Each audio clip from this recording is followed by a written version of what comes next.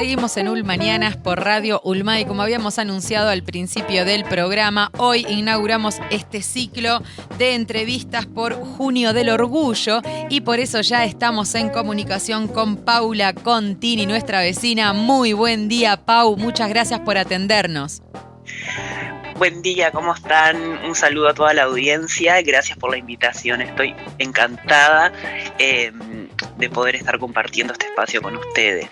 Gracias por estos minutos. Paula, ¿estás en La Coronilla en este momento? Sí, estoy en La Coronilla. ¿Cómo está La Coronilla hoy, jueves? ¿Cómo está esta mañanita? Una mañana fría de otoño, pero divina, con un sol espectacular.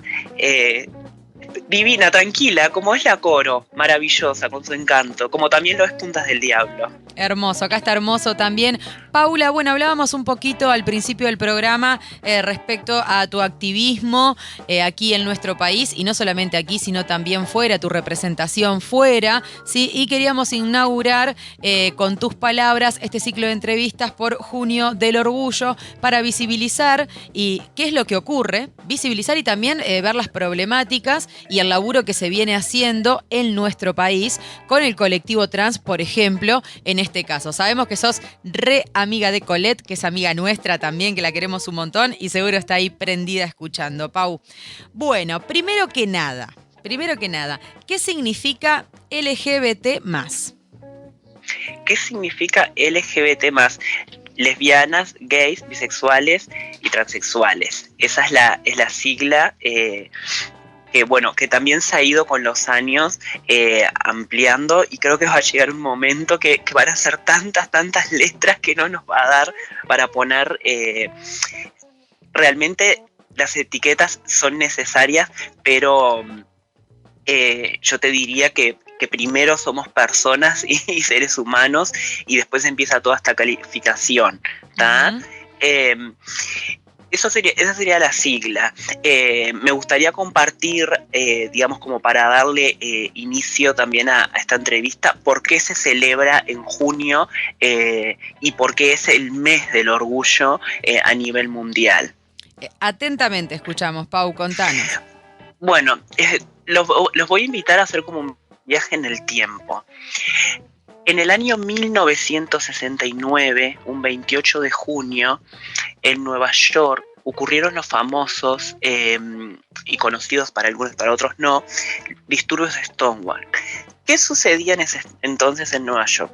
Primero, que ser gay, lesbiana o trans en esa época era ilegal. Entonces existían diferentes bares y pubs clandestinos, no pubs como los que conocemos hoy, así abiertos a todos, con todos los bombos y luces y música, no. Eran como lugares escondidos en callejuelas, en fin. Todos esos lugares estaban controlados por la mafia. Entonces, la policía, cuando descubría un lugar de encuentros de personas gays, trans, drag queens, o sea, todo lo que te puedas imaginar relacionado con la diversidad, hacían redadas, llevaban a todo el mundo preso, les pegaban, los maltrataban y después los soltaban cuando querían. Eso sucedió durante toda la década de los 60, hasta que una noche de un 28 de junio, en el Stonewall, viene la policía a hacer una redada más de esa, pero las personas que estaban en ese lugar se rebelaron. Entonces ahí las primeros que salieron a luchar, a pelear con la policía, fue Marsha Johnson y Silvia Rivera, que eran dos chicas trans. Se le unieron los gays, las lesbianas y los vecinos también del barrio, del Greenwich Village, y enfrentaron a la policía. Tanto así que los policías terminaron como encerrados adentro del pub, y estos alrededor queriéndolos, ya estaban hartos. Imagínate que años y años y años y años de represión. Eso fue lo que sucedió la noche del 28 de junio de 1969. Un año después, en 1970, ahí se conmemoraron las primeras marchas y luchas en Nueva York y Los Ángeles. Y a partir de ahí ya se hizo global, que es lo que todos conocemos y vemos, la parada gay, la marcha de la diversidad en América Latina, Gay Pride en otros lugares, en fin. Pero paralelo a esto, hay una historia muy linda que... para los que miraron la película El Mago de Oz, con la actriz Judy Garland, la mamá de Liza Minnelli, el 27 de junio de ese mismo año, Judy Garland muere. Y en la película ella canta una música fabulosa que se llama Over the Rainbow, más allá del arco iris, que habla sobre la lucha y la superación a pesar de las adversidades. Entonces, ¿qué pasa? Cuando muere Judy Garland, en la mañana del 28 de junio, muchos hombres gays estaban volviendo del funeral de Judy. Entonces ya había como un clima de tristeza, de cansancio y de agotamiento. Y un dato muy curioso que para poder, digamos, conocerse y, digamos, identificarse entre los varones gays, usaban un código y se miraban y se decían: yo soy amigo de Dorothy, que Dorothy es el personaje de Judy Garland en El Mago de Oz. Entonces ahí también sale el arco iris, digamos, que es la bandera que nos representa, y ya Judy Garland, por su vida tan trágica y con divorcios y con una vida repleta de carencias y de luchas, también ella estuvo muy, muy, muy identificada con el movimiento LGBT de la época. Uh-huh. Esa era la historia, esa es la historia de cómo comienza. Ahora, si quieres, sí. Frenamos ahí. No, un montón de información, estamos tomando nota acá con Sol Pitau, no te puedes imaginar. Porque Paula, para quienes no la conocen, Paula también es estudiante de historia. Entonces, escuchándote atentamente en esta clase, profe, también pensaba, ¿no? ¿Cómo llega todo este movimiento a Uruguay? ¿Cuándo llega? ¿Cómo llega? ¿Cómo se empieza a desarrollar? ¿Cómo empieza a transitar aquí en Uruguay? Bueno, para aterrizarlo un poco aquí a nuestro país, te cuento, durante la dictadura, durante el golpe de Estado, las personas LGBT sufrieron el horror en todo lo que te puedas imaginar. Las personas trans que salían a trabajar a la calle iban... las agarraban, las metían presas, las violaban, las mataban, obviamente, las torturaban, hacían lo que querían y de repente las largaban, ¿viste? A los 3, a los 4 días, o las dejaban tiradas desnudas en el faro de Punta Carretas, volvían. Terminado la dictadura, en el gobierno, cuando vuelve la democracia a Uruguay, en el gobierno de Sanguinetti todavía seguían existiendo racias. Todavía nos seguían persiguiendo en este país, que no es un dato menor. Con la democracia de nuevo en Uruguay, seguíamos siendo víctimas de la violencia sistemática, opresora y machista que había en ese momento y que sigue habiendo un poco menos porque todo ha avanzado, pero está. Y el primer antecedente fue la concentración un 28 de junio del año 92 en la Plaza Libertad, que también obviamente que esto está todo relacionado con el 28 de junio del 69 que yo te hablaba ahora de los disturbios, ¿no? Uh-huh. Después la fecha, con el correr de los años, se fue corriendo más a septiembre por cuestiones climáticas, inclusive, porque en Estados Unidos es verano y aquí es un invierno horrible. Imagínate, el 28 de junio, sí, marchar, sí. Terrible. Uh-huh. Bien. Hola. Hola, Ah, sí, sí, te escucho, te escucho. perdón, pensé que se había cortado. Bien, entonces, llega aquí el movimiento a nuestro país. Y respecto a tus conocimientos por ser parte también de la red latinoamericana trans, Pau, ¿cómo está Uruguay o cómo ha evolucionado, o si ha evolucionado, y cómo estamos hoy a nivel país respecto al colectivo, respecto al movimiento? Bien.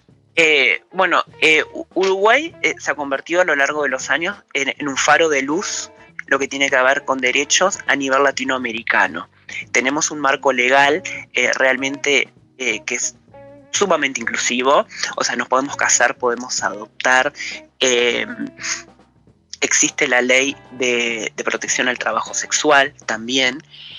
Y por último, que fue hace muy poco tiempo, la ley trans, que es pionera y es única en el mundo, que ahora se está intentando aplicar en otros países, como en España, y también ya se abrió el debate, que justamente ayer lo estaba mirando, en Argentina. Entonces, o sea, lo que sucede para que también la audiencia pueda entender es que la lucha del colectivo trans es por esa violación y cómo ignorar los derechos que como personas y como seres humanos los tenemos desde que nacemos. El tema es que hay una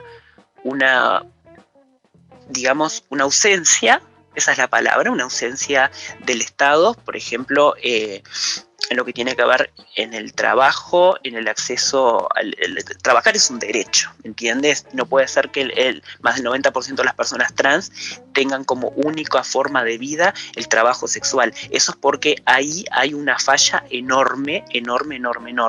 Después, acceso a la salud, acceso a una vivienda digna, o sea, los derechos básicos que cualquier ciudadano de la República tiene. Las personas trans nunca hemos gozado de esos derechos y esto viene desde hace décadas, ¿tá? La ley trans, para resumirlo, lo que viene a hacer es reforzar eso y que realmente en la práctica suceda. Obviamente Uruguay desde el mundo está visto así, y yo amo mi país, y me siento orgullosa del país en el que vivo y también de la sociedad en que vivo. Creo que el uruguayo es bastante empático y se va moldando a los cambios y a los procesos culturales que son más lentos que los legales. Por eso, por más que tengamos un marco inclusivo maravilloso y podamos haber logrado muchas cosas a través de luchas, marchas, manifestaciones, porque eso también está bueno decirlo para la gente, para que lo entienda. ¿Por qué se hacen estas cosas? Bueno, para incidir políticamente y para que el Estado diga, ¿qué pasa acá? Esto tiene que ser atendido. Porque una vez me hicieron una pregunta muy interesante y fue, bueno, pero ¿por qué no hay una marcha afro? Bueno, porque los afrodescendientes nunca tuvieron la necesidad de esconderse. Siempre estuvieron en segundo plano. Pero estuvieron. Esa es la gran diferencia. Las personas trans, las personas gays, las personas lesbianas tuvieron que esconderse. Tengo compañeras trans que estudiaron vestidas de varón y como varón. Entonces, no es una marcha, no es solamente eso pintoresco y lindo, y no solamente es esa celebración maravillosa, es un día de reivindicación y también de respeto por toda esta gente que luchó en el año 69 en Estados Unidos y por toda la gente que empezó luchando en Uruguay, las primeras organizaciones de Uruguay, los primeros activistas, las primeras que salieron a la calle, que también fueron mujeres trans, siempre el colectivo unido, pero las primeras fueron mujeres trans, acá y en Estados Unidos. Y Pau, viniendo ya más a nuestro departamento, ¿cuál es la situación, cómo ha sido también la situación aquí en el departamento de Rocha? ¿Cómo somos les rochenses respecto al movimiento, al colectivo? Bueno, Rocha es un caso excepcional con el resto del país en general. A mí siempre lo que me pasa es que siempre está muy centralizada como que la información y todas las actividades y todo en la capital. Rocha lo que tiene es que al ser un balneario turístico es como que estamos acostumbrados desde hace millones de años a ver, digamos, de todo, entre comillas. Primero eso.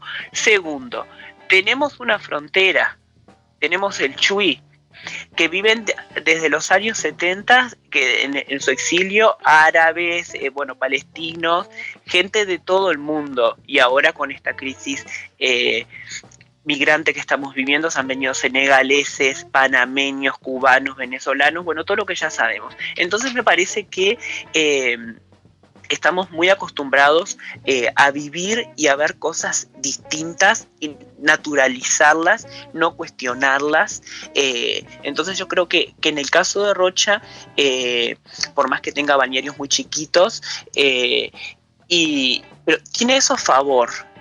Yo creo que todo lo que tiene que ver con el sector turístico ha favorecido muchísimo a que la gente pueda acostumbrarse a ver de todo y también es como una ayuda, digamos, para uno mismo y un aporte cultural y social que hace el turismo, porque si no nos seguimos siendo el tercer mundo y como que lo que nosotros vivimos y lo que vemos está bien y no vemos otras realidades y otras formas de vivir de otros lados.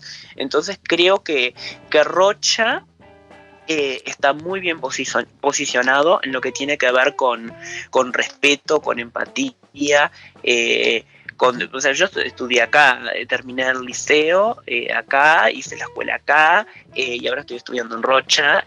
Soy la primera alumna trans que tiene el IFD y la futura primera docente trans del departamento. Entonces eso habla de una gran inclusión y también apertura que se ha dado a lo largo de los años. Porque esto es un proceso, no es que es todo de la noche para la mañana. No sucede en todos los departamentos. Ojalá sucediera en todos los departamentos. Sabemos que hay lugares que son más cerrados y que de repente no son tan abiertos, pero lo importante y lo rescatable, porque también hay que ver el lado positivo, es que también hay presente organizaciones como la que yo fundé junto a otros compañeros, que en el caso de Rocha es la Unión Rochense LGBT, en el caso de 33 es Nodo Diverso, después hay en Salto, hay en Maldonado, en Paysandú, hay en Artigas.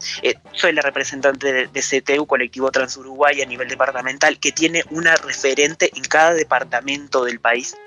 Entonces, lo interesante también del activismo en el interior del país es que todos esos espacios o muchas actividades, ahora no podemos hacer nada por esta pandemia, que siempre se hicieron en la capital, se han ido como abriendo y se hacen a lo largo y ancho del territorio. Se hacen marchas en el interior del país. La marcha de las Piedras, la marcha de Santa Lucía es fabulosa, la marcha en Rivera es divina.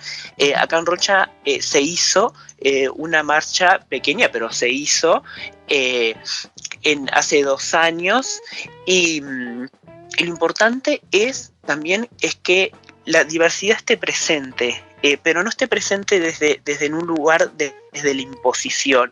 No, que esté presente porque nosotros estamos de acá. Yo soy rochense, yo nací, me crié acá y soy una referente. Entonces dicen, nadie es profeta en su tierra. Yo soy profeta en mi tierra. A mí me han respetado siempre. No es la realidad de todas y todos y todes. Eso hay que dejarlo claro. Mi realidad no es la realidad del resto del colectivo. Ya lo sabemos, pero bueno, para eso trabajamos, para también intentar integrar al resto de las compañeras y para que puedan tener una calidad de vida mejor y que tampoco siga existiendo ese exilio que es lo que sucede del interior a Montevideo para poder desarrollar su identidad de género, porque eso es lo que pasa. La primera expulsión que sufre una persona trans en la vida es la expulsión de la familia. La segunda es la del trabajo y después de todo lo que te puedas imaginar. Entonces, que no haya esa necesidad, porque a veces pasa que en el colectivo general la gente piensa se visten de nena y por eso se quieren ir. No, las que exiliamos a las grandes ciudades, a otros países, es porque queremos desarrollar nuestra identidad de género tranquilas y tener las mismas oportunidades que tienen todos. Uh-huh. Y que tú en un balneario, acá en Rocha, realmente no se puede hacer porque no tienes acceso a muchísimas cosas que necesitas. Uh-huh. Paula, y hablando de la Unión Rochense, que la mencionabas allí, quería preguntarte en qué consiste el proyecto Nadie es Ilegal. Bueno, el proyecto Nadie es Ilegal realmente es un proyecto maravilloso, es un terreno nuevo que estamos trabajando, es sobre migrantes, primero consiste en un trabajo que ya lo estamos realizando, que es un trabajo de campo, es un mapeo de ver cuál es la situación de los migrantes en la zona, y hilando fino de migrantes LGBT, porque también eso es otra cosa, no podemos olvidar que Brasil es el país que más mata LGBT en el mundo por día, que por lo general la gente piensa que no es así porque Brasil está asociado a la alegría, y como es la meca del carnaval, es como que está todo bien, está todo liberado, y es el país que más mata, y más en estos momentos con el presidente que tienen. Pero también hay un gran exilio de personas LGBT de Centroamérica. En Centroamérica es terrible lo que sucede en Honduras, en Nicaragua. Hay como grupos, como si fueran las FARC, que cazan personas trans y las matan, pero no las matan que les peguen un tiro y las dejen tiradas, pasan cosas horribles, o sea, que no lo podría decir acá por este medio, crímenes de odio terribles, y donde ni siquiera se plantean en una ley de cambio de nombre, ¿me entiendes? Uh-huh. Que están realmente pasándola muy mal. En Uruguay, la expectativa de vida de una mujer trans sigue siendo 37 años por diferentes factores, que eso también es una lucha que seguimos teniendo, y por diferentes factores, no solamente por el trabajo sexual. O sea, el trabajo sexual, todo lo que tiene ese mundo y ese universo, la exposición a la inseguridad, a las drogas y a todo. Uh-huh. Volviendo al proyecto de migrantes que me preguntabas, Nadie es Ilegal, que es espectacular, estamos haciendo un trabajo de campo. Estamos haciendo como una especie de censo para ver qué es lo que tenemos en la zona, y también cómo podemos ayudar. O sea, la finalidad del proyecto es ayudar. ¿De qué forma, por ejemplo, podemos ayudar a una persona trans que llega a nuestro país y quiere cambiar sus documentos? ¿De qué forma podemos insertar esa persona en el sistema educativo? ¿De qué forma podemos insertar esa persona para que pueda ser independiente y pueda trabajar tratando de evitar el trabajo sexual? De qué forma podemos asesorar y brindarle ayuda psicológica también a esa persona. Tenemos una alianza con OIM, Organización Internacional para Migrantes, que hacen un trabajo fabuloso desde hace 70 años, y estamos en eso. Uh-huh. Y ahora no podemos hacer ninguna actividad presencial por todo esto de la pandemia, pero yo soy la tallerista de la organización, y de otra más, que es la que coordino, hace más de 7 años que doy talleres de sexualidad en todo el país. Pau, podríamos hablar 4 días con vos sin problema, pero quiero hacerte las últimas preguntas y que entren, porque la verdad hay un montón de información que seguro se va a repetir esta entrevista, pero quería preguntarte, Paula, aquí en Rocha, ¿cuál es la situación con respecto al sistema de salud, ¿no? ¿Qué tan presente o qué tanto acompaña al colectivo trans? Desastroso. Esa es la palabra, desastroso, porque podemos tener muy buena infraestructura, podemos tener muy buenos profesionales, pero hace falta mucha sensibilización todavía, ¿no? Podemos tener, como por ejemplo, una sociedad privada, podemos tener hospitales, o sea, las carencias que tenemos de salud, que tienen las personas en general, las tienen más, por ejemplo, las personas trans. Acá no hay en ningún hospital del departamento un equipo multidisciplinario para atender personas trans que quieran iniciar un proceso hormonal, por decirte algo. Y todo lo dañino que es para el cuerpo, auto-hormonizarse. Por ejemplo, eso. Eso sería una cosa que se me ocurre en el momento. Tampoco quiero sonar como muy escéptica y decir que está todo mal, porque hace un rato te estaba diciendo que Arroyo era fantástico. Sí, es fantástico, pero falta. Y nosotros, o sea, tú, yo, el deber como tenemos como ciudadanos, y que cada elección vamos a votar, es exigirle al Estado y también a las intendencias que respondan. Que respondan las necesidades de la gente y que nos cuiden, porque también hay eso que me gustaría compartirlo. Hay una gran diferencia entre Estado y gobierno, que yo la tengo muy claro. El gobierno puede estar en el poder en este momento con un poder político determinado, pero el Estado es de todos. Que eso es otra cosa. Entonces yo no soy de tener grietas políticas, porque los gobiernos pasan pero las organizaciones quedan, ¿tá? Entonces también por eso trabajamos en conjunto en este momento con la Secretaría de la Diversidad, que es la primera Secretaría de la Diversidad que una intendencia hace en el interior del país, porque existe la de Montevideo, pero sin que haya una grieta, ¿tá? Que están haciendo un trabajo muy lindo y que también nosotros como organización civil, nuestro deber es apoyarlos.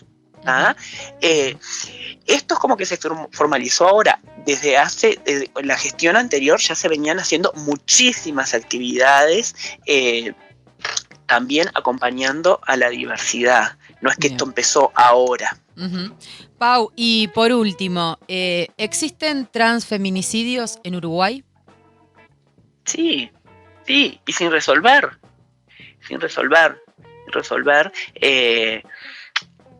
Ahora con todo esto de la pandemia, que las chicas no pueden salir a trabajar, bueno, pero no con esa violencia y con esa locura que yo te comentaba anteriormente, como en Brasil o en Centroamérica, pero hay cosas puntuales de cada 2 meses, 3 meses. Mataron a una en Boulevard, salen en las noticias, mataron a una en el Prado, o sea, estoy diciendo los puntos de trabajo sexual, ¿no? Mataron a una en el Parque Valle, una pareja mató a otra, una pareja mató a su compañera trans en el interior. Se da. Lo que me gustaría rescatar es que los medios de comunicación se han ido como adaptando. El término travesti ya no se usa más, ahora se usa trans, todo general. Entonces eso era también lo que pasaba antes, que cuando mataban a una chica trans se la llamaba con el nombre de varón o decían directamente un hombre vestido de mujer. Entonces fuimos tanto denunciando a los canales nacionales, que bueno, eso también ha ido cambiando. Y eso está bueno. No está bueno el hecho, obviamente, pero está bueno también esa forma que los...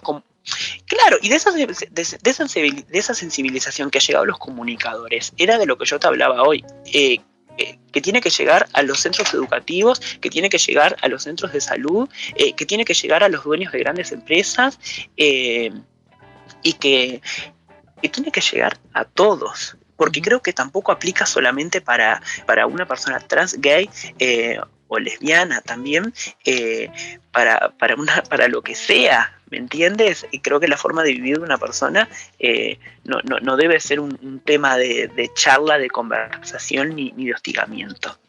Pau, la verdad vamos a tener que llamarte un par de veces más. Tenemos un montón de preguntas que nos quedaron afuera, pero agradecerte y dejarte abierta siempre Mañana sí la Radio Ulmaca. Y te esperamos en Punta del Diablo, por favor, en una entrevista en vivo. Bueno, me encanta Puntas del Diablo. voy desde que nací, sigo yendo, es un lugar que me encanta la gente, conozco mucha gente, bueno, tengo familia en Punta del Diablo que le mando un beso, y amigos de muchos años, y la gente y la energía que hay en ese lugar es como una burbuja tiene un magnetismo muy especial. Voy durante todo el año porque me encanta, más ahora viviendo acá que estoy cerquita. Agradecerte a ti, a todo el equipo de la radio, también a mis compañeros de la Unión Rochense, a toda la audiencia. Espero que hayan disfrutado de mi entrevista. Soy muy verborrágica, pero es mucha información la que había para compartir. Estoy siempre a las órdenes y seguiremos haciendo camino en el camino para que las que vengan puedan correr. Un abrazo enorme, Pau. Muchas gracias. Otro. Un A abrazo. las órdenes. Ulma. Radio Comunitaria Punta del Diablo.